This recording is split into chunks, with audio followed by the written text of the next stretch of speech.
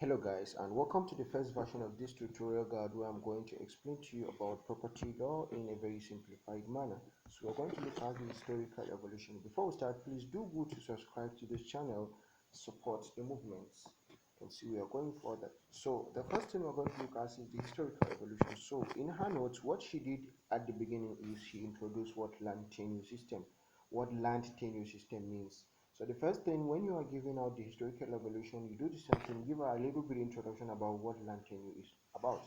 So land tenure is about that body of rules and regulation that regulates the access of land. How will you acquire land? And also the relationship between you that is holding land and the person that is having title to the land. You that have the land, you are in possession. The person that is having the title is the owner of the land. And also the relationship between the holder of the land and the community also. So all this is based on indigenous and different political areas. So land is mostly guided by the livelihood of the people, the political status of the people, the economic status of the people, and etc. So that's as an introduction. So the first thing you're going to look at when you are talking about the land, the historical evolution of land, you give her the first one, which is the pre-colonial period, before coming on the colonialism. It started from here. He said, before the advent of British government in 1861, the only recognized system of land tenures in the geographical area known as Nigeria is customary land tenure system. So I'm not going to stay in the note, I'm going to give you all the things about customary land tenure system. So the best thing you are going to understand about the customary land tenure system is land was regulated by the customs and traditions of the people. It was based on indigenous societies, and customs are unwritten, you know already, right? They are unwritten, they are not something that are codified. Custom varies from community to another. So the most important feature you need to understand about land tenure is that land was not belonging to the people, rather it belongs to the community at large. And also, land is not owned by individual, it's owned by the community. Do you understand? And also, individual members are only entitled to occupy the portion of the land which is allotted to them for their consumption, farming, and buildings. You do not have the right to own a land under customary law. And also, who is the head of the family is the head of the family is the one that is controlling and managing. The head of the family or the community is the one that is controlling and managing the land for the people. And land under customary law is regarded as a sacred heritage linking the dead, the living, and the unborn.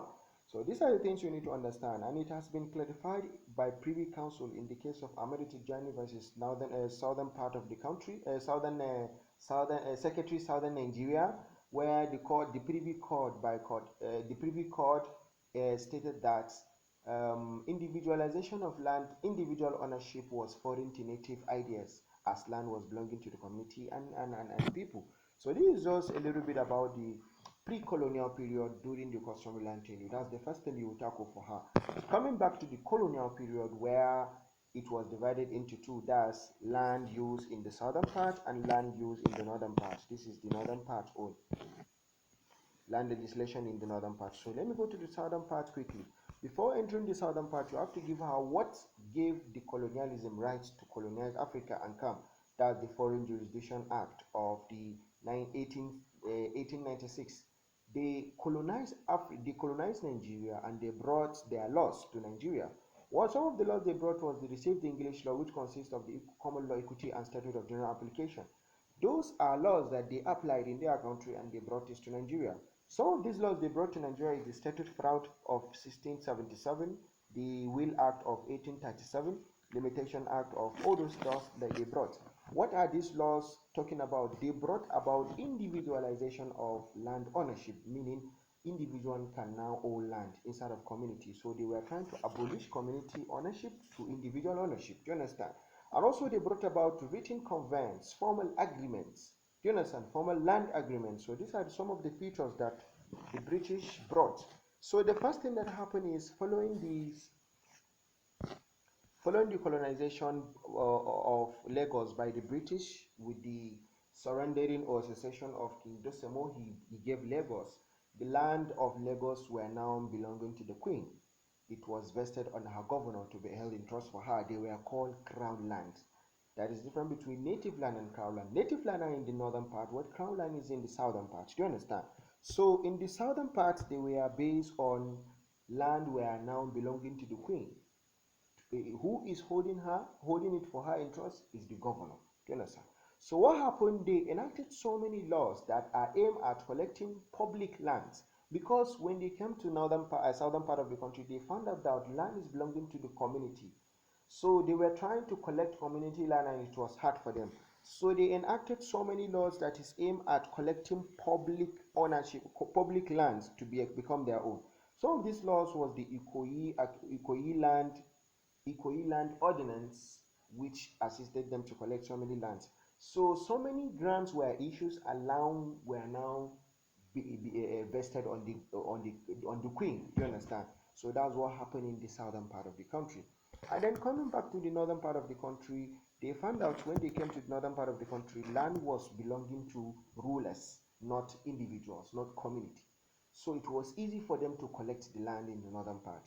So they enacted so many laws which are aiming at collecting our land in the northern parts. And after, when they took over the Royal Nigeria, because Royal Nigeria also have large areas of land, so they took over everything and they became the owners of land. But in northern part, they changed the system from being crown land to native land. So they were collecting lands but holding it in trust for the people. This decision was now the one that later the decision now it has influenced the current land use that we have. Do you understand? So what happened in the northern parts? They came, they didn't see the people owing their own land. They see that land was belonging to the rulers, and they took over the land. When they took over the land, they were now saying that they are holding it in trust for the people, not for the queen. In the southern part, they are holding it in trust for the queen, but in the northern part, they are holding it in trust for the people. When that became the influence of the land use act we are using now. Then coming back to after Nigeria has become independent, there were a series of legislation were enacted to effectuate fundamental changes. Like they created series of legislation in all the region. After we have gotten independent, the southern region, the northern region, and the eastern region, they created so many laws that were aimed at regulating how they use their land. Just like land tenure is a system of law that regulates the access of land, the use of land, the relationship between the owner of the land and the occupier, the person using the land, and all those things. Do you understand? So then so many laws were created which in different areas now there is different ways you can acquire land, different ways you can access land, different ways you can transfer land. It's different. The one in the north is different from the one in the south. So when the military come, they decided that they want to make a single unified body of land law in Nigeria. So when the military come, they did so many decrees: the rents control decree, the acquisition of power, the acquisition and other power decree, and all those things. So after they have finished all those decrees, in 1977, they further streamlined a various enactment and land tenure system exists in Nigeria. The military government stepped in, set up land use panel with the following terms of reference. So the military government now set up land use panel. What do they want is for them to create a single land that is unified and applicable in the entire Nigeria. Do you understand? So what they do is to undertake an in-depth study of various land tenure, land use, and land conversion practices in country, and recommend steps to be taken to streamline them. They should look at all the region we have. What are their land laws? How are they good? Like what should we make a unified body that will be applied in the nation entirely? Then also they should study and analyze all implications of a uniform land policy for the entire country. What will be the implication if you create one single law for the entire country? How is it going to be? So this is what they did. And after that, they should examine feasibility of a uniform land policy in the entire country to make it necessary recommended. No, they should examine steps necessary for controlling future land use, and also open and developing new land for the needs of the government, etc. So they said they should look at the necessary ways of controlling land law in Nigeria, and how will government be in control of land whenever they need, and how is that going to be applicable in rural and urban areas. So this is what they do. So after they did that, they created what is now known as the Land Use Act. The panel report led to the proclamation of Land Use Act of 1978, which was later provided for the Constitution in Nigeria in 1989 in section blah blah blah.